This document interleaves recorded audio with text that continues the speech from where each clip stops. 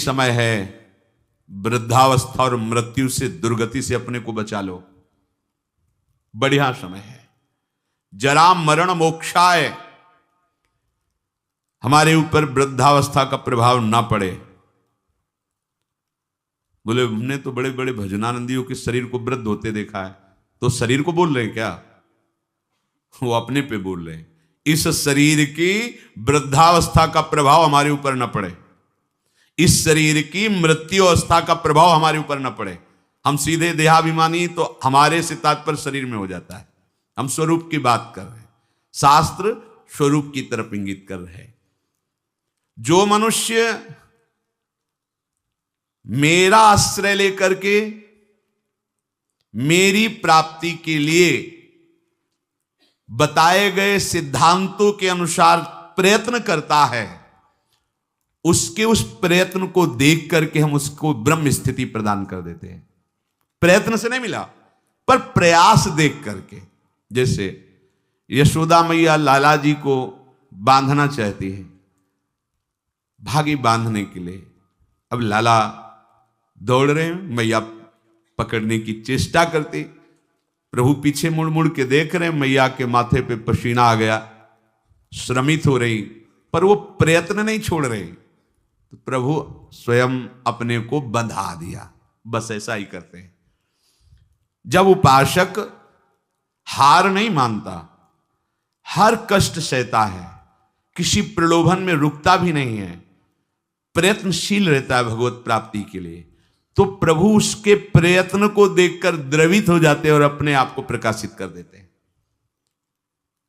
अगर हम प्रमाद स्थिति में रहेंगे तो असाधन होता रहेगा, तो असाधन अर्थात पाप होता रहेगा, तो भजन में प्रवृत्ति ही नहीं होगी। पाप रहित जीवन ही दृढ़ भजन के योग्य होता है। बहुत सावधान रहना चाहिए, कोई भी असत क्रिया नहीं हो।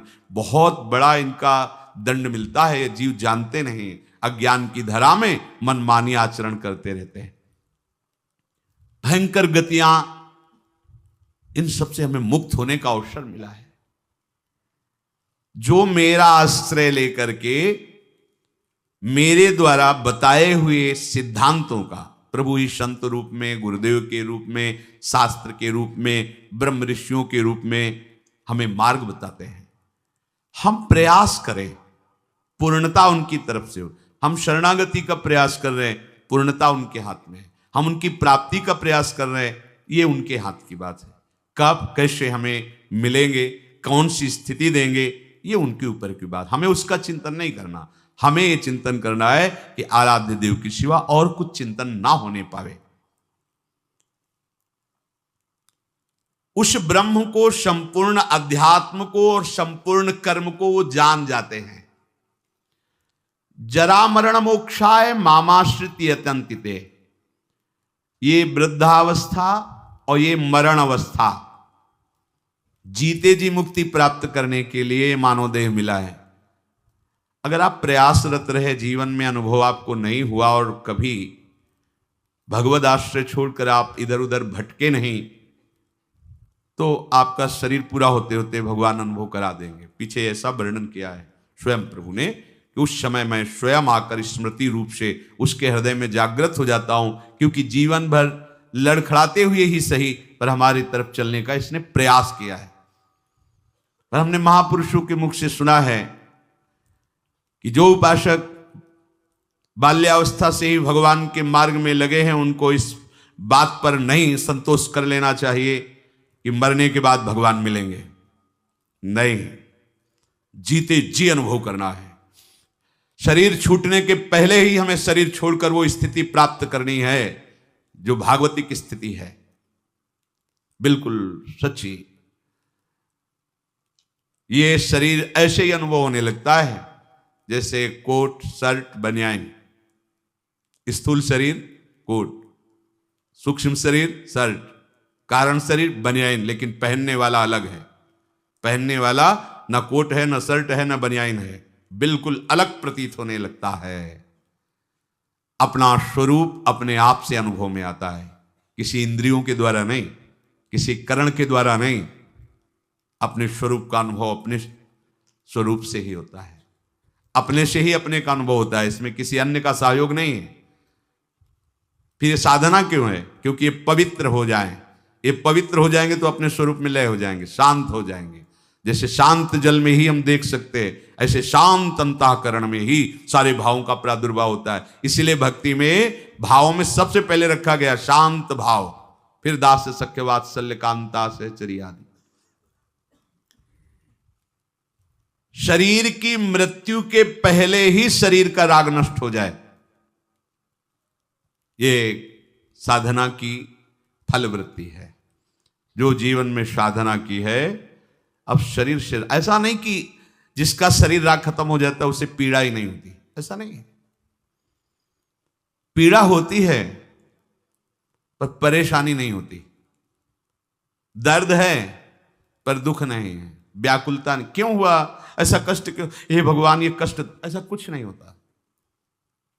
सहज में एक वृत्ति रहती भगवदाकार। अब यहां किसी ने पीटा तो दर्द होगा, क्यों पीटा, ये ठीक हो जाए, कोई वृत्ति ऐसी नहीं आएगी। जो शरीर में हो रहा है, सर्दी लग रही तो अगेंद्री में महसूस है कि हाँ सर्दी है, प्रारब्धवशात वस्त्र मिल गया ओढ़ लिया, नहीं मिला कोई आकांक्षा नहीं। ये स्थिति है, केवल बुद्धि से तर्कना से नहीं इसे समझा जा सकता, वो स्थिति है।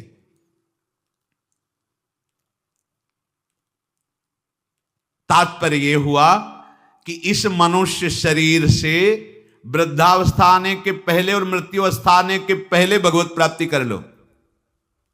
बात समझो, ये जो लोग भूले हुए हैं ना कि ये यौवन अवस्था भोगों के लिए है, बड़े बूढ़े शिक्षा देते हैं।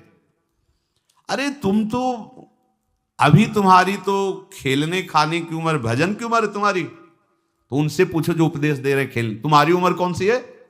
तुम करते हो भजन, तुम भगवत चिंतन में रखते हो, पर वो वहां उत्तर देने की सामर्थ्य नहीं, इसलिए वो बोल नहीं पाते। नहीं, बड़े बुजुर्ग जैसे समझाते हैं तुम्हारी भजन करने की उम्र थोड़ी है। तो हे पूज्यवर, आपकी उम्र कौन सी है और अब आप क्या कर रहे हैं? भजन कोई खेल खिलौना नहीं है।